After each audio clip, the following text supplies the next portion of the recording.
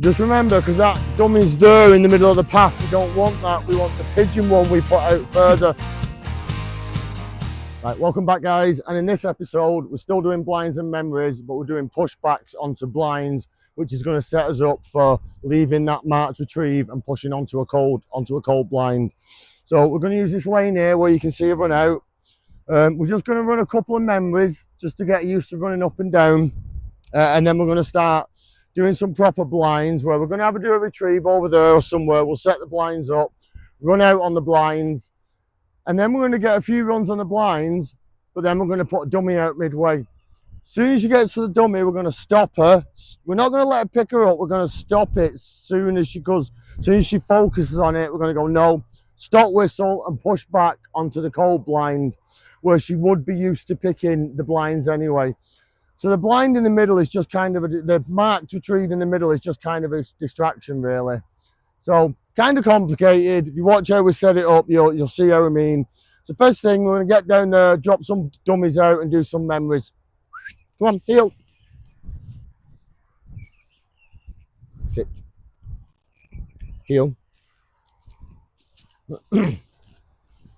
Right, simple as that guys. We've dropped the dummy out there. I think we're on the pigeon dummy.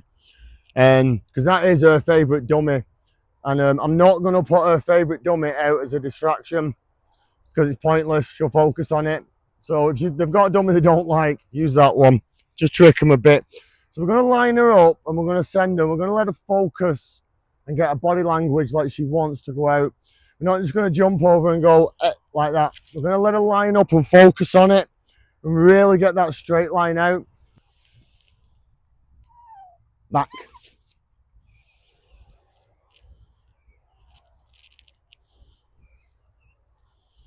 And she's picked it. Good girl. Dead. Heel. Right, so she picks a memory down there. She's had a run down. It's in her mind. And now what we're going to do is we're going to set some blinds up. So I'm just going to go down there, do a retrieve over there or something. It's better if you can put the dog out of the way, but there's not actually anywhere I can tie her up. In fact, I might tie to this tree here and just go down by myself.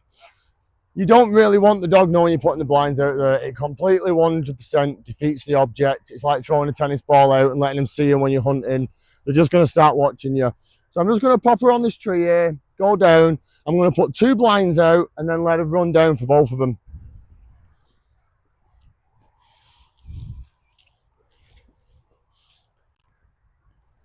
So the dummies are out. We've got her here. She's already done a memory. As far as she's concerned, she's not seen me put anything out. She's not marked anything. So I'm going to do the same way. Line her up, let her focus, and let her run down. Once she's ran one, she should run the second one fairly easy. Heel. Back. And she's away. I always get whines off her before she sets off. She's gone for the pheasant dummy. Now, just because you're not working on deliveries, still work them. Hold. Dead. Good girl. Heel.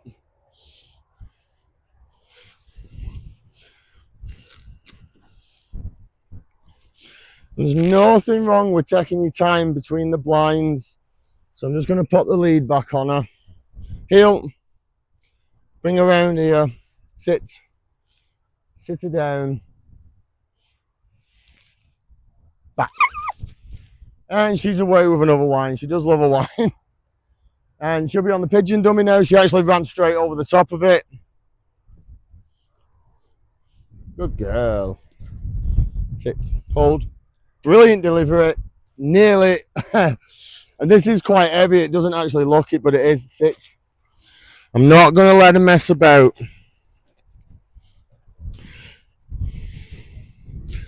Now what we're going to do is we're going to do a memory with a pushback. A heel, heel. She's trying to knock my camera over.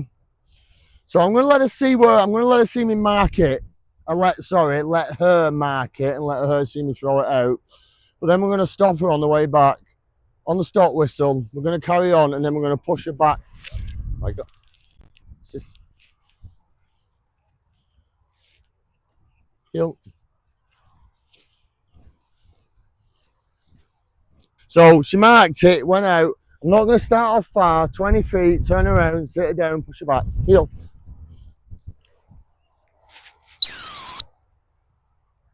Sit. Got 2 marks dummies out there. Walked up, memorised and walked back. We've stopped her there. We're going to push her back, retrieve 1, walk her out, stop her again, come back, push her back and retrieve the second one. Go back.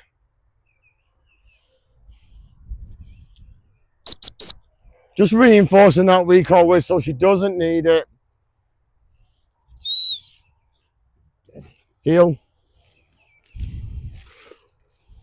Heel. Heel. Heel. Heel. Heel. Heel. Heel. Heel. Heel. Sit. I've just stopped her on the stock whistle. She's sat there having a little wine with herself. Same again, she's sat there. This is the second one. So I'm just going to push her back, same way. Go back. Hump whistle. No recall whistle this time. Probably shouldn't have bothered with a hump whistle, but yeah, we'll use it. Good girl. Heel. Most importantly, I'm sticking her back on the lead. Stop letting your dogs mess around in between cereals. It doesn't help. Right, so we've got her tied up on the tree. I'm going to go down there and I'm just going to put the 1 out. I'm not going to do 2, I'm just going to do 1 right at the very back, and then we're going to do a push back. Essentially it will be a blind, but by now she knows she's picking there even though she's tied up on the tree. And she's back. So we got her back. So we're going to walk her out, stop her. Not going to rush, take your time doing this. We're going to walk her back, stop her. Same command, and she's going to push back onto what is essentially a blind even though she's been picking there. Heel.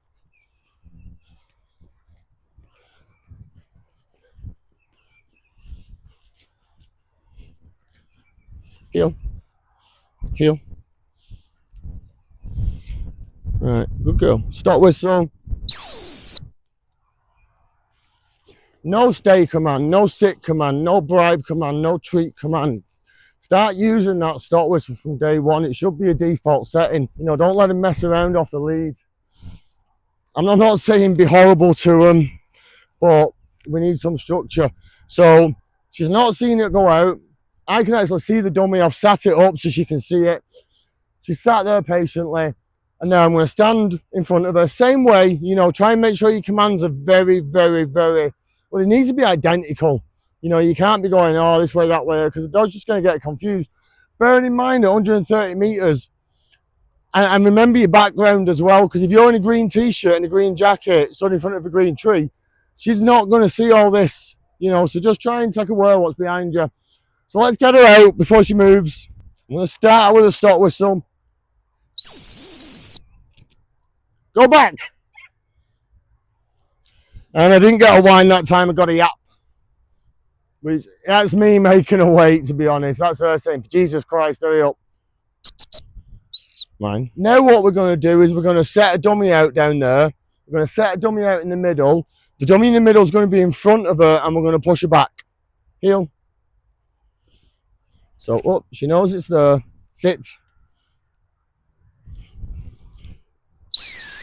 So she's sat there now, and the dummy's here. Sit. Good girl. Now, the dummy's in front of her. I'm just going to send her back onto the other dummy. Go back!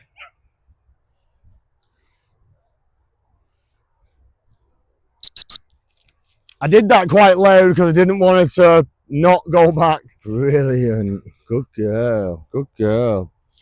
All right. Heel. Now I'm going to walk out and pick the other dummy up. Right, I'm going to put her on the tree again and we're going to set up again. Now this has a 99% chance that will go wrong and I'll have to correct her, but that's why we're training. I'm not going to use that dummy. I'm going to use the pheasant dummy because I know she's quite keen on it.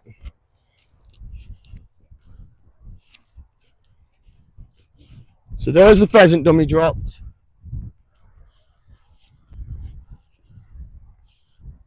And I don't need to walk down because I'm not liking it, so we'll just put that there. It's actually been a while since we ran this drill, and this is a cold drill for her.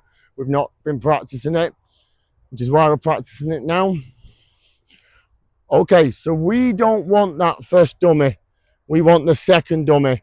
So this is where we're going to stop her, and we're going to stop her as second she shows interest in it. Not when she's picked it. I'm not going to make her pick it up, sit there in her mouth and have her thinking, well, why the hell did you let me pick it up? As soon as she shows interest, I'm going to stop her on the stop whistle and take over and handle her back. And hopefully it will go to plan. Let's see.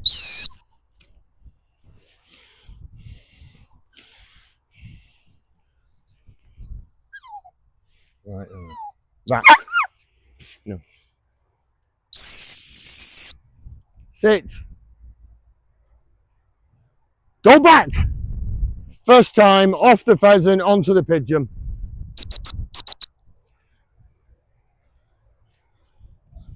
Good girl, good girl, good girl, good girl, good girl. Right, guys, I'm not going to let her go and pick that pheasant dummy. Heel.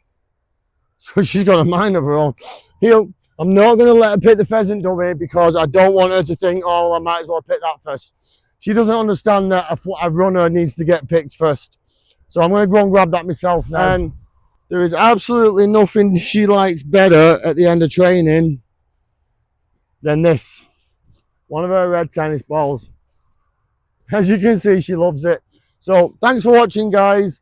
Next time we're going to go over some left and right handlings and doing some T patterns and stuff like that, just to add some more layers onto it. And again, generalize this in a few areas. If it's not in a few areas, you're just kind of memorizing patterns rather than a dog following your commands. I know that's easy to say, but you want to be setting this up in a different area. Next time you do this, do it somewhere different. Normally I would walk around and drop dummies out behind me. I have quite a big area here. But walking with a camera in one hand and the stand and everything else, it's just not plausible really. So thanks for watching, guys, and stay tuned for the next one. We'll start doing some direction stuff and we'll see about getting some more complex blinds done, leaving a retrieve, going back, stopping, going right and left. One last throw and we'll get packed up because it is about to chuck it down.